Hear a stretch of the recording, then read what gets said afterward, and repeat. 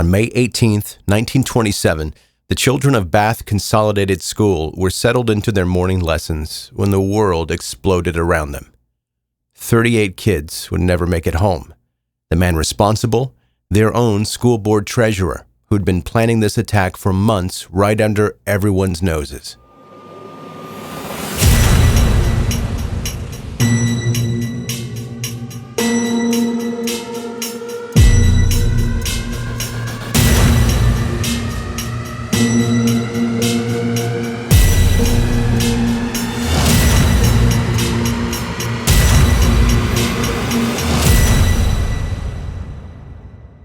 Andrew Philip Kehoe was born into chaos, February 1, 1872, in Tecumseh, Michigan, as one of 13 children fighting for attention in a household that probably felt more like survival of the fittest than family dinner.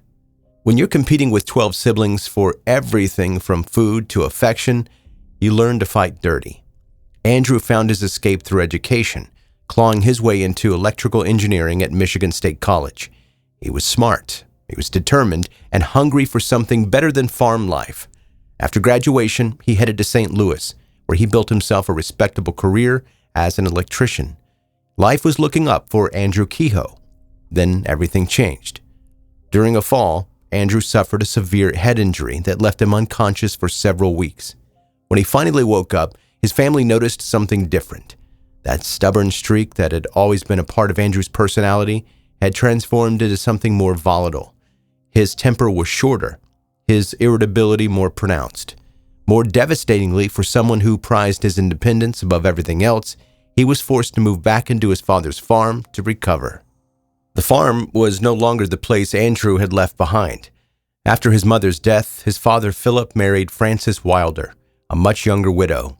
Frances was only 3 years older than Andrew himself, making their relationship awkward from the start. Here was this woman, barely out of her 20s, now playing stepmother to a man who was almost her peer. Andrew despised the arrangement. Here he was, a grown man with a college degree, reduced to living under the authority of his father's young wife. The resentment festered. One day, while cooking in the kitchen, Frances bent down to light the oil stove when suddenly it exploded. The flames caught her chest and arms on fire, creating a dangerous but not necessarily fatal situation. That's when Andrew rushed in to help. What happened next would haunt the family forever. Andrew threw a bucket of water over the burning woman, a reaction that seems logical until you understand the physics of oil fires.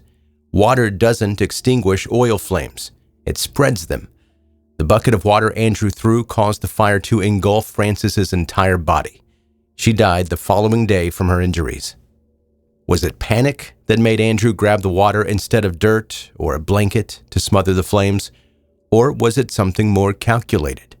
The family never got answers, but Andrew certainly benefited from the tragedy.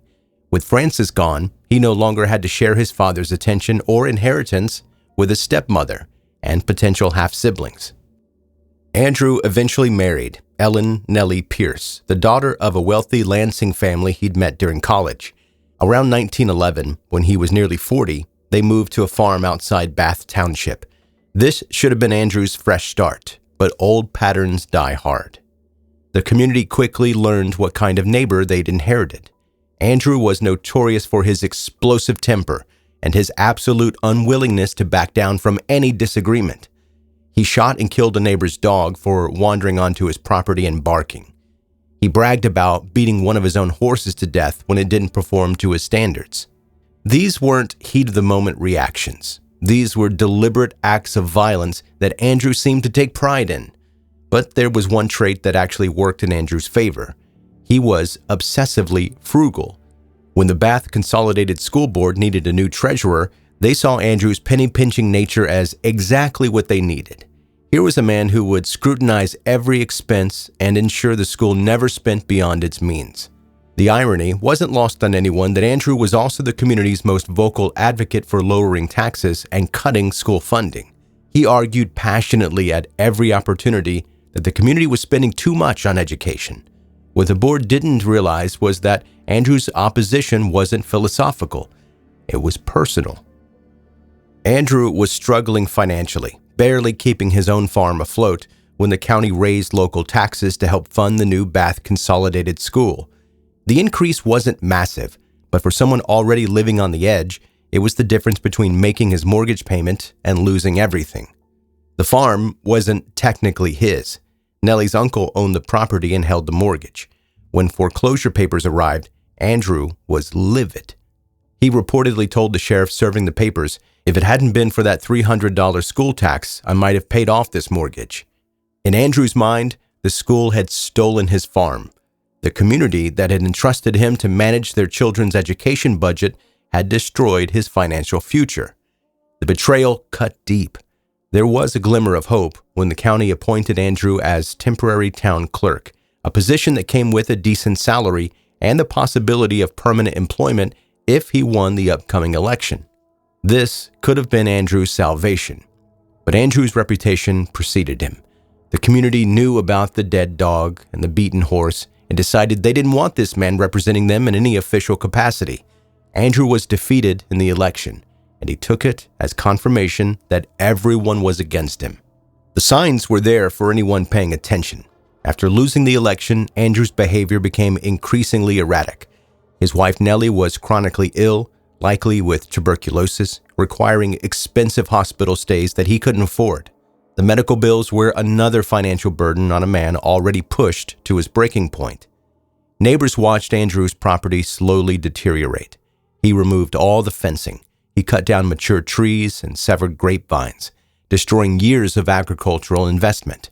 Most disturbing, residents began hearing explosions coming from the Kehoe farm throughout the summer of 1926. Andrew would later tell people he was removing tree stumps with dynamite, but that explanation didn't account for the frequency or the intensity of the blasts.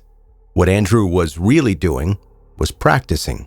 He was learning how to build bombs, experimenting with different types of explosives, perfecting his technique, all while serving as the treasurer for the very school he was planning to destroy. For months, Andrew had been placing dynamite and pyrotol, a World War I explosive, under the flooring of Bath Consolidated School. As treasurer, he had access to the building whenever he wanted. He could work on wiring and placement during evenings and weekends without arousing suspicion. After all, he was known for his attention to detail when it came to school business. Andrew had rigged both wings of the school building with hundreds of pounds of explosives. His plan was comprehensive: destroy the entire building during school hours, maximizing casualties. This wasn't a crime of passion. It was methodical, calculated revenge. In May 1927, with foreclosure looming and Nellie home from the hospital, Andrew put his plan into motion. First, he murdered his wife, likely by bludgeoning her to death, then placed her body in a wheelbarrow and moved it to the chicken coop. He set timed incendiary devices throughout his farm buildings, ensuring that all his property would burn. Classes at Bath Consolidated School started at 8:30 a.m. on May 18, 1927.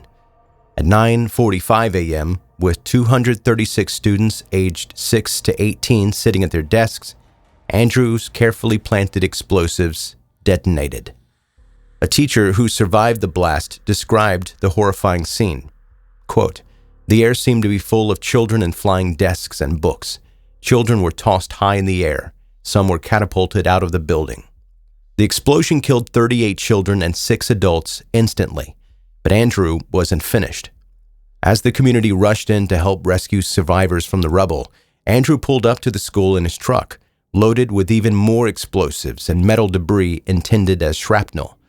School principal Emery Huck, sensing something was wrong, ran toward Andrew's vehicle and tried to wrestle a rifle away from him. That's when Andrew detonated his truck bomb, killing himself, the principal, and several others who had come to help the injured children. The secondary explosion sent hundreds of pounds of metal flying into the crowd of rescuers and survivors. In total, 45 people died in Andrew Kehoe's attack, with another 58 injured. It remains the deadliest school attack in American history. But here's what makes this story remarkable. The community refused to let Andrew's hatred define them. While rescue workers searched through the rubble for survivors, they discovered something that could have made the tragedy even worse. Another 230 kilograms of dynamite were found unexploded under the south wing of the school. Had Andrew's bombs detonated as planned, all of them, the death toll would have been catastrophic. The people of Bath Township didn't retreat into fear. They raised funds to rebuild their school. While construction was underway, they moved classes to the community hall, town hall, and local retail buildings. Most of the surviving students returned to continue their education, refusing to let one man's revenge destroy their children's futures. Andrew Kehoe's attack wasn't the result of sudden mental breakdown. It was the culmination of years of grievance, entitlement, and unchecked rage. He believed the world owed him success, and when life didn't deliver, he decided everyone else should pay the price. The Bath school disaster forced America to confront uncomfortable questions about school safety and community trust that we're still grappling with today. How do you protect children from someone who has legitimate access to their environment? How do you identify when someone's grievances are transforming into something dangerous? Andrew Kehoe spent months planning his attack while continuing to serve in a position of trust within the community. He was their treasurer, responsible for managing the finances of the institution he was secretly planning to destroy. The betrayal cut as deep as the violence itself. But perhaps the most important lesson from Bath Township is what happened after the explosions. A community chose resilience over fear, rebuilding over retreat. They refused to let Andrew's final act of hatred become their defining story. Nearly a century later, Bath Consolidated School stands rebuilt, filled with new generations of students. Andrew Kehoe succeeded in taking 45 lives, but he failed in his larger goal of destroying a community spirit. In the end, that might be the most important victory of all.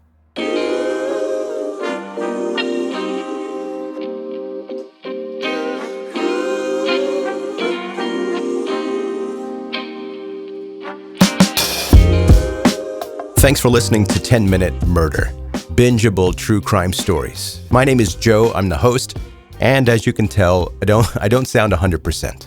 If you follow the podcast on social media, you already know what's up. I went on a vacation for 7 to 10 days, and during the end part of that vacation, I got the flu. Luckily, it was the end and didn't ruin the entire trip. I was sitting in a hotel room in Portland, Oregon, fighting for my life, nearly.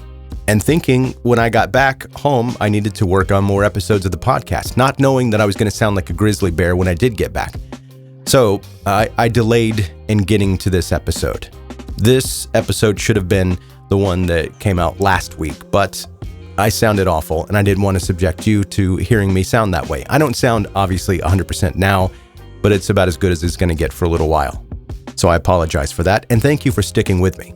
Hey, if you're a new listener to the podcast, make sure you hit subscribe wherever you're listening right now. Go to the website, 10minutemurder.com. You're going to learn more about the show. There's a blog there, and there's a way to contact me as well. And that's going to do it. That is your episode for today. I really appreciate you hanging out with me today. And like I said, go to the website if you have more information that you need to give me or you need to get from me, 10minutemurder.com. See you next time.